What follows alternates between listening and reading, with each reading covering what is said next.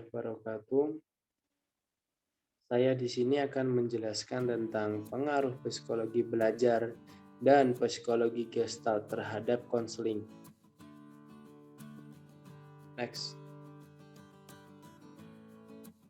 Kelompok 4 yang terdiri dari Rekian Balnabi dengan NIM 2010-20-2044. Kemudian ada Ismatul Maula dengan NIM 2010-20-20-050. Dan yang terakhir ada Cindy Vira Apriliani dengan NIM 2010-20-20-066. Next. Sebelum kita masuk ke psikologi belajar, saya akan menjelaskan sedikit sejarah panjang eksistensi konseling. Sejarah panjang eksistensi konseling yang tidak terlepas dari psikologi sebagai ilmu yang mendasarinya. Padahal kita ketahui bahwa psikologi memiliki beberapa aliran seperti psikologi belajar, psikologi humanitis, psikologi Gestalt, dan psikologi kognitif. Aliran-aliran itu mempengaruhi model pemberian bantuan seseorang konselor terhadap klien. Filosofi yang mendasari pandangan terhadap klien dari permasalahannya, serta pendekatan atau metode yang diambilnya untuk mengentaskan permasalahan klien sangat dipengaruhi aliran psikologi yang dianutnya. Next. Memasuki psikologi belajar. Next. Psikologi belajar terdiri dari definisi psikologi belajar, teori-teori psikologi belajar, dan yang terakhir aplikasi psikologi belajar. Next. Definisi psikologi belajar menurut H. Carl Harrington dalam bukunya Educational Psychology. Psikologi pendidikan adalah suatu studi tentang proses-proses yang terjadi dalam pendidikan. Next. Untuk teori-teori psikologi belajar itu terdiri dari 3. Yang pertama, teori belajar behavioralistik. Teori ini memandang manusia sebagai organisme yang pasif dan dikuasai oleh stimulus-stimulus yang berada di sekitar lingkungan. Untuk teori yang kedua, teori belajar humanistik. Teori ini merupakan menekankan isi dan proses yang berorientasi pada peserta didik sebagai subjek belajar. Teori ini bertujuan memanusiakan manusia, sehingga yang mampu menguatalisasikan dari dalam hidup dan penghidupannya. Dan yang terakhir, teori kognitif. Teori ini memandang manusia sebagai sumber dari segala kegiatan. Untuk aplikasi psikologi belajar, next.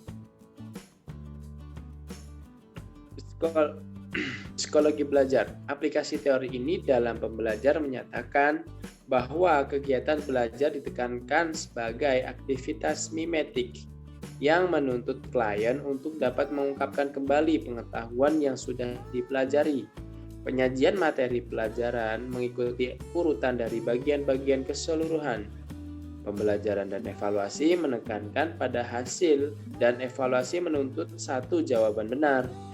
Jawaban yang benar menunjukkan bahwa klien telah menyelesaikan tugas belajarnya. Next. Untuk psikologi Gestalt akan diteruskan oleh Mbak Ismatul Maula. Monggo, Mbak.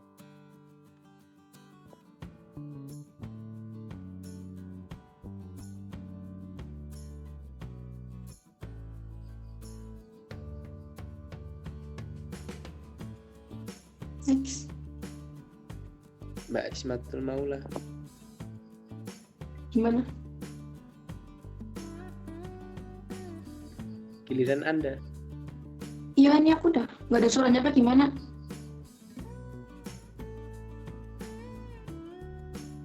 Next.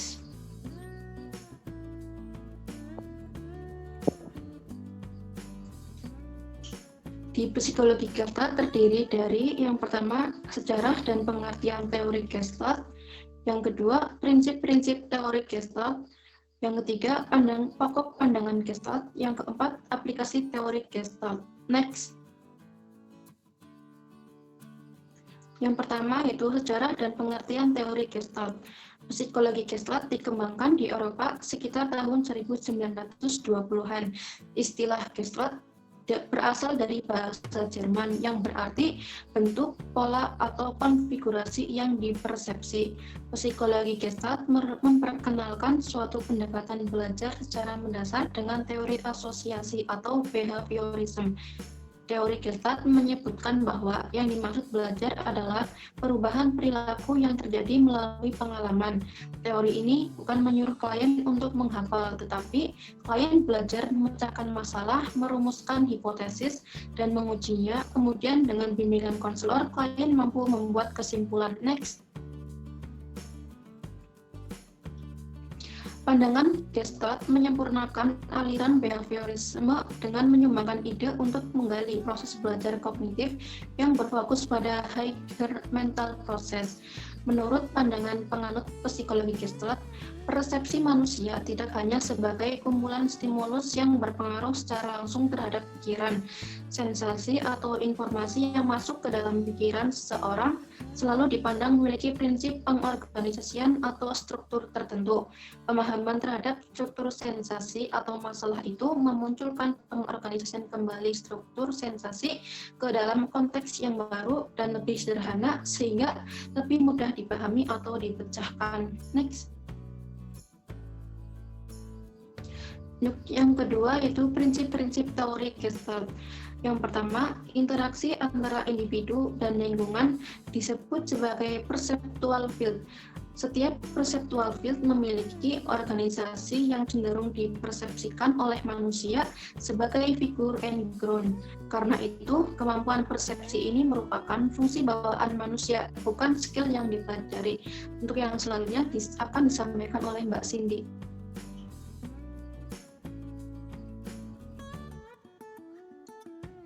Selanjutnya, ada poin kedua dari prinsip-prinsip teori Gestalt yang mengenai pengorganisasian. Di sini terdapat 7 poin. Yang pertama ada principle of proximity, yaitu organisasi berdasarkan kedekatan elemen. Yang kedua ada principle of similarity, yaitu organisasi berdasarkan kesamaan elemen. Yang ketiga, principle of objective set, organisasi berdasarkan mental yang sudah terbentuk sebelumnya. Yang keempat, ada principle of continuity, yaitu organisasi berdasarkan kesinambungan pola.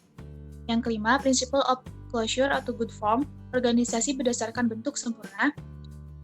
Selanjutnya ada principle of figure and ground, yaitu organisasi berdasarkan persepsi yang menonjol sebagai figur diri. Dan yang terakhir ada principle of isomorphism, yaitu organisasi berdasarkan konteks. Next. Kemudian ada poin C, yaitu pokok pandangan Gestalt. Pokok pandangan Gestalt adalah bahan objek atau peristiwa tertentu dipandang sebagai suatu keseluruhan yang terorganisasi. Terdapat 4 asumsi yang mendasari pandangan Gestalt tersebut, yaitu pertama, perilaku molar hendaknya banyak dipelajari dibandingkan dengan perilaku molekular. Yang kedua, hal yang penting dalam mempelajari perilaku yang membedakan antara suatu lingkungan biografis dengan lingkungan behavioral. Yang ketiga, organisme tidak bereaksi terhadap rangsangan lokal atau unsur dari suatu peristiwa, tapi bereaksi terhadap keseluruhan objek atau peristiwa. Dan yang terakhir, pemberian makna terhadap suatu rangsangan sensoris merupakan suatu proses yang dinamis, bukan sebagai reaksi yang statis. Next. Dan yang terakhir ada poin D, yaitu aplikasi teori Gestalt. Ada beberapa aplikasi teori Gestalt sebagai berikut.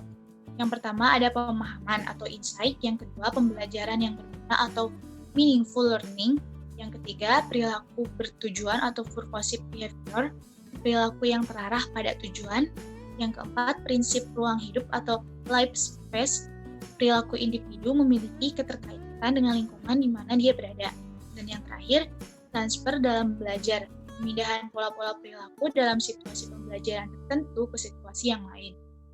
Mungkin sekian dari kelompok kami, kurang dan lebihnya mohon dimaafkan. Akhirul kalam, wassalamualaikum warahmatullahi wabarakatuh.